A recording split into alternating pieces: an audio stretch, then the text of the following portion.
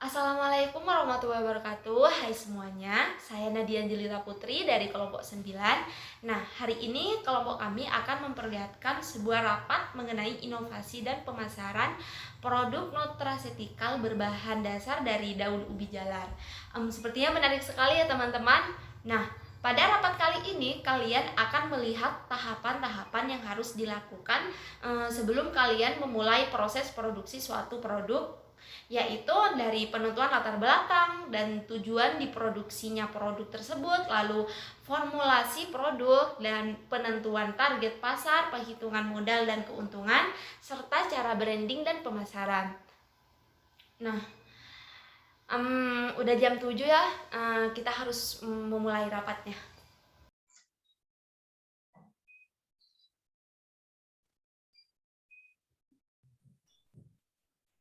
Assalamualaikum, hai Dian. Halo Haya. Gimana? Gimana nih kabarnya? Kayaknya segar banget deh, Dian. Cantik hari ini. Alhamdulillah, baik dong. Kamu juga nih seger banget. Semangat ya, Iya teman-teman. dong, harus semangat. Iya Terus dong. Santi juga udah masuk tuh. Iya. Kan kalau produk Ah, terbaru kita bakal dapat bonus gede nih. iya dong, dapat bonus gede. Iya gak Santi? Gimana tuh?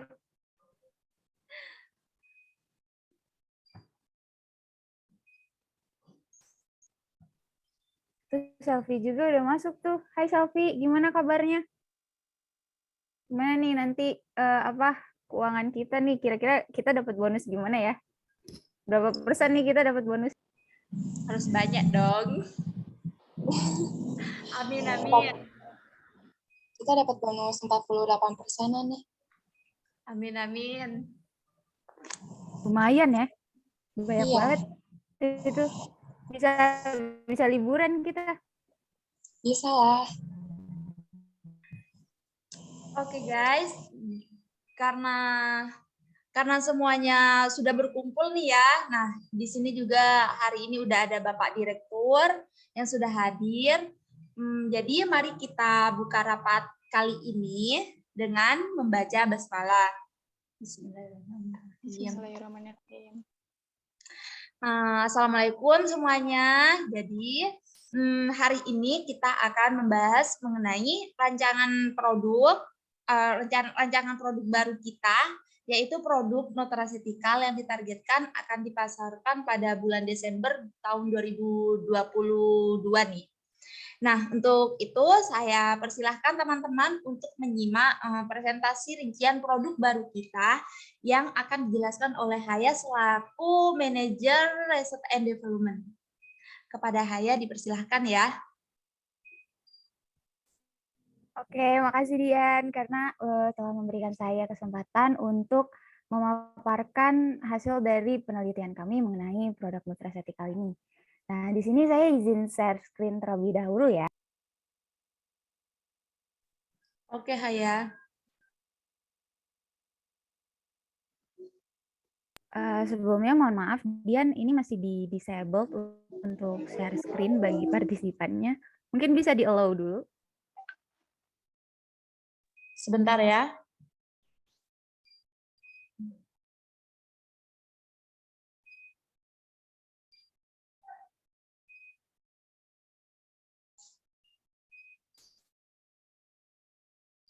Sudah bisa belum, Hai? Belum, Dian. Sepertinya yang kamu... Oke, baiklah. Hari ini saya akan mempresentasikan mengenai inovasi produk nutraceutical ekstrak daun ubi jalar atau Ipomea batatas L yang akan dibuat dalam bentuk permen jelly. Nah, sebelum itu kita harus tahu dulu dong produk nutraceutical itu apa. Nah, nutraceutical itu berasal dari kata nutra yang artinya nutrisi dan juga ceutical yang artinya fungsi obat, di mana bisa kita simpulkan bahwa nutraceutical itu adalah pemberian nutrisi yang nantinya akan memberikan fungsi untuk pengaturan biologis tubuh yang nantinya tuh diharapkan tubuh itu bisa apa ya, kayak mengobati sendiri gitu segala sesuatu yang terjadi di dalam tubuh yang sekiranya itu menyimpang gitu.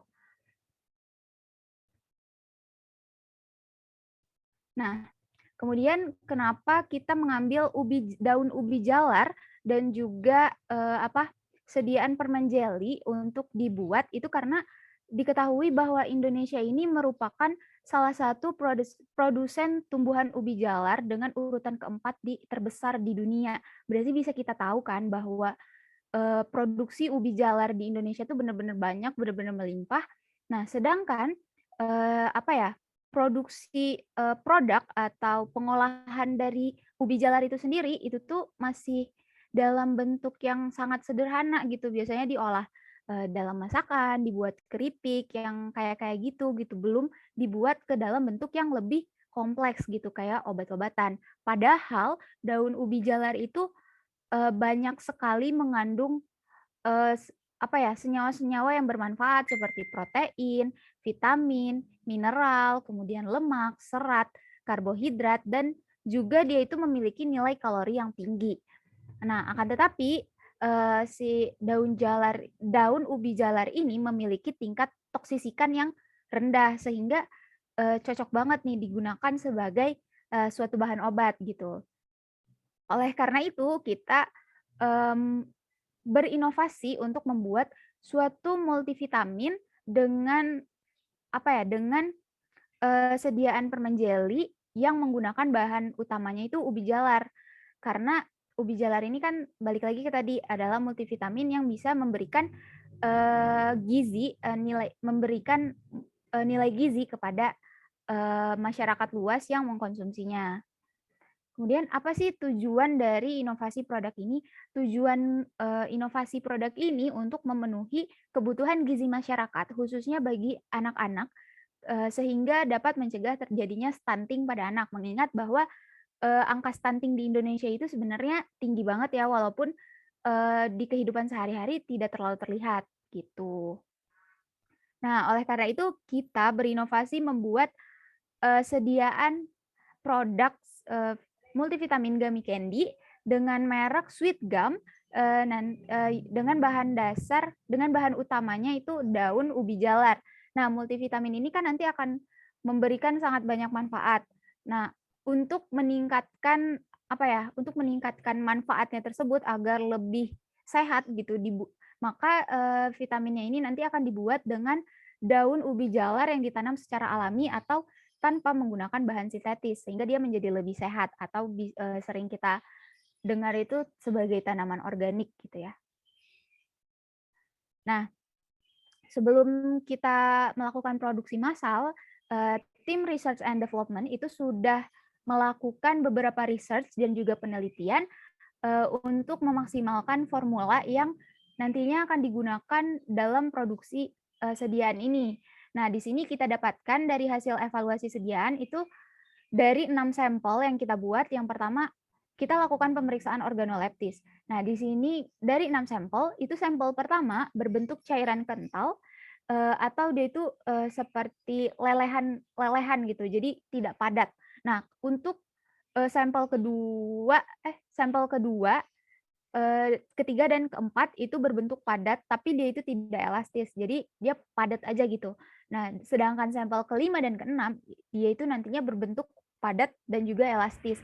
Dari ke-6 sampel tersebut, tidak ada perubahan bau, tidak ada perubahan rasa, dan juga tidak ada perubahan warna dan bentuk sampai minggu ke-8 pengamatan. Nah, dari sini kita bisa melihat ya, jadi benar-benar ada perbedaan kekenyalan, itu ada perbedaan warna dan juga bentuk dari setiap formula ketika dia diuji gitu. Jadi kita tidak bisa menggunakan seluruh formula, jadi harus dipilih satu formula nantinya.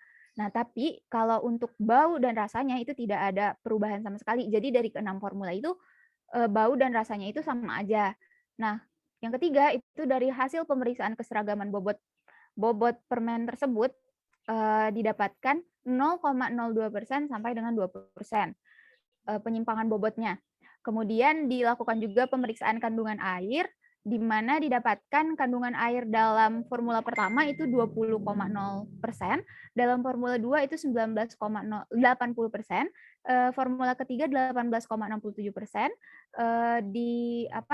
Di formula keempat itu 17,96%, di formula kelima 17,71%, dan di formula keenam itu 17%. Nah, di sini kita ketahui ya kalau kandungan air yang paling banyak itu ada di formula yang pertama. Nah, kemudian kita juga memeriksa pH-nya, di mana pH-nya itu berkisar antara 5,9 sampai 6,27. Dan kita juga melakukan pemeriksaan kandungan metabolit sekunder yang ada di dalam sediaan jeli ini, sehingga kita bisa tahu bahwa sediaan jeli ini memang mengandung senyawa metabolit yang bermanfaat juga gitu. Jadi di dalam permen jeli ini terdapat fenolik dan juga flavonoid begitu.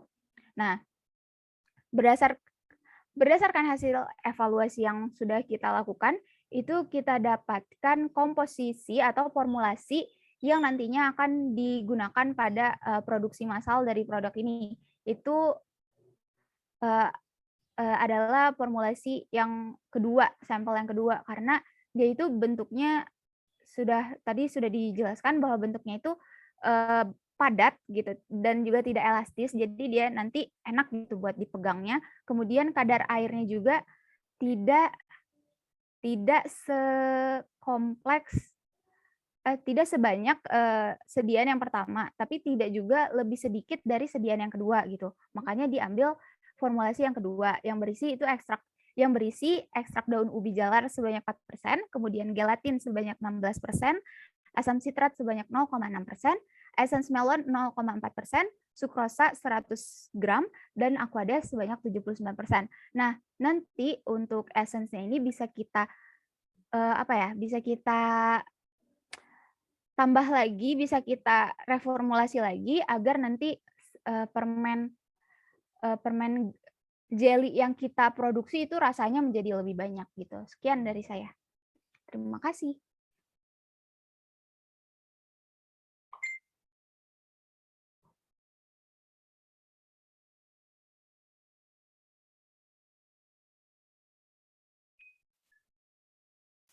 Baik, dipersilahkan untuk Bapak Direktur.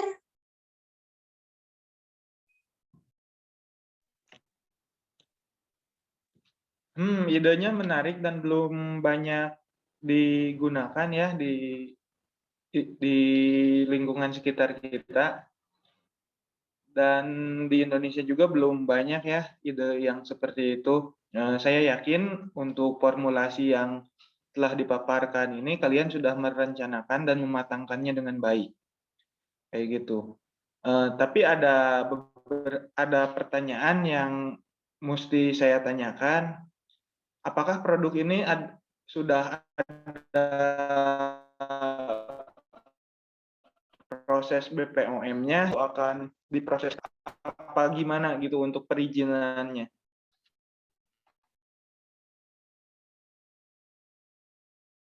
Baik Bapak, sebelumnya saya izin menjawab pertanyaan dari Bapak. Jadi untuk perizinan BPOM dan juga yang lain-lainnya itu sudah kami persiapkan berkas-berkas untuk perizinannya. Akan tetapi perizinannya itu belum kami proses karena kami membutuhkan perizinan dari Bapak terlebih dahulu dan juga rekan-rekan yang lainnya agar rencana selanjutnya itu menjadi lebih matang gitu. Jadi ketika kita menjalankan prosesnya itu langsung bisa tahapannya itu langsung blast aja gitu Pak, langsung tahapannya itu tidak tersendat-sendat.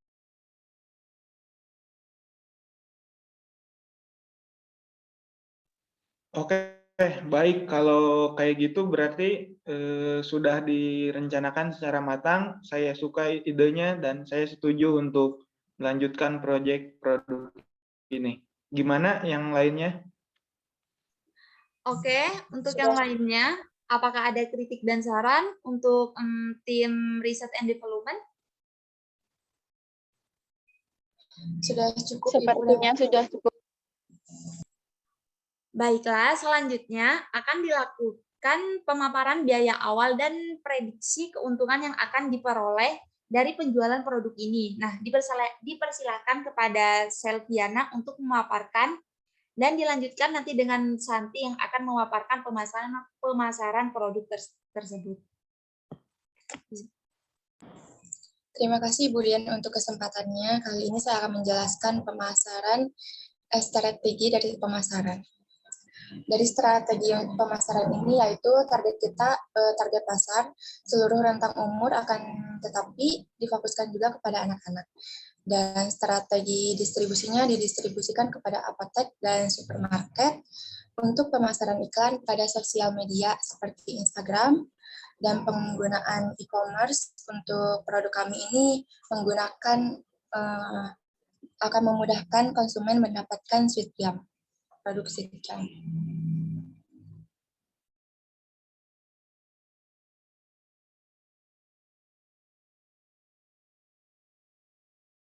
Nah, di sini saya akan memaparkan juga evaluasi keuntungan dari target produksi Sweet Jam. Dari 250 pieces per kemasan 50 gram ini, harga jualnya 64.000 per pieces. Untuk keuntungannya dari pemasukan dikurangi pengeluaran sekitar 13.440.000 dikurang pengeluarannya 8.050.000, total 5.390.000. Jadi untuk keuntungan dari produk kami ini yaitu 40,10%.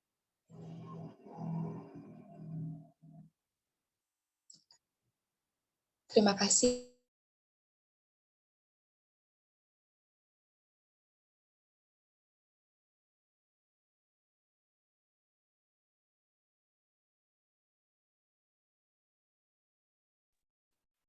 Oke, kepada Bapak Direktur dipersilahkan.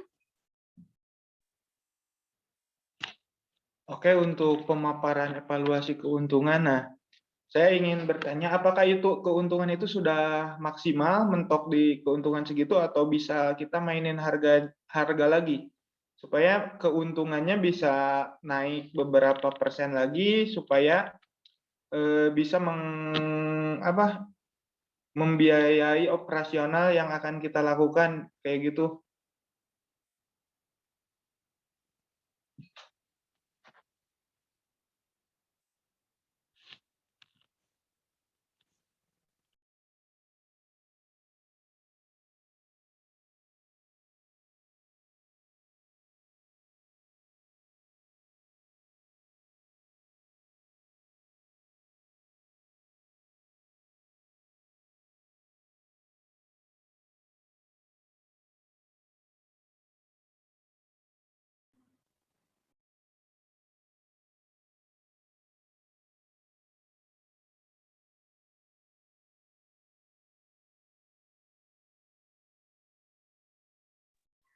Kepada Ibu Selvi dipersilahkan untuk menjawab pertanyaan dari Bapak Direktur ya.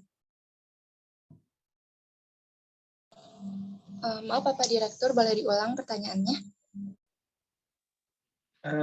Saya ulang ya pertanyaannya. Tadi kan sudah menjelaskan evaluasi keuntungan. Nah, target produksinya yaitu 250 pieces, kemasan 50 gram, harga jualnya Rp64.000 per pieces. Nah, apakah si harga jualnya itu bisa dinaikkan lagi nggak? Misalkan beberapa persen atau diturunkan lagi beberapa persen untuk alasan tertentu. Misalkan kalau dinaikkan, kita untuk menambah biaya operasional supaya lebih leluasa gitu dari keuntungan produk itu kan. Nah, kalau misalkan untuk penurunan harga, apakah ada kemungkinan juga penurunan harga tanpa bikin kita rugi, tetapi masih ada untungnya kayak gitu. Gimana, Nah? Sepertinya untuk itu belum bisa deh, Pak.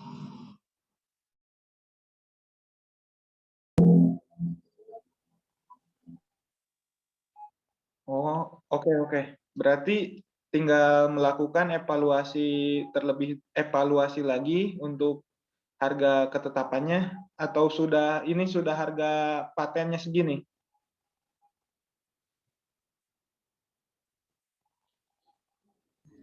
Jadi ini untuk ketetapannya sudah harga segini. 64 persis. Oke, baik kalau seperti itu saya pikir juga kan harganya segini emang pasaran di luaran sana nggak terlalu murah, nggak terlalu mahal juga, jadi mudah dijangkau oleh semua kalangan kayak gitu. Terima kasih untuk evaluasi keuntungannya.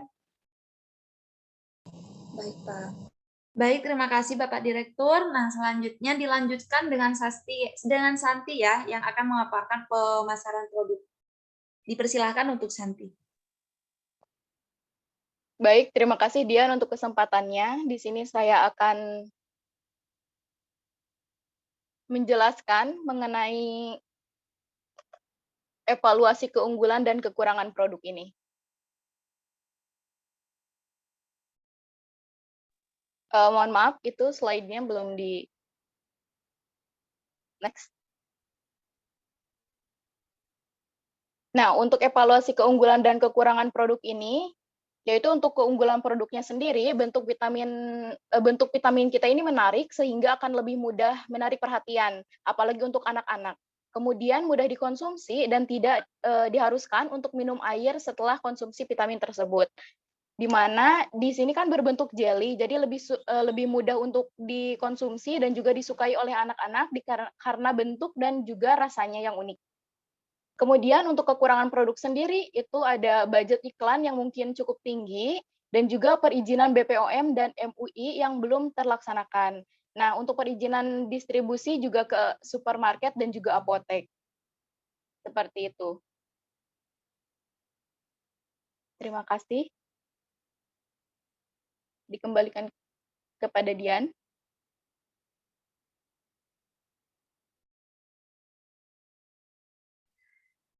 Baik, terima kasih untuk Santi. Nah, sebelumnya di sini ada kritik dan saran dari yang lain mungkin.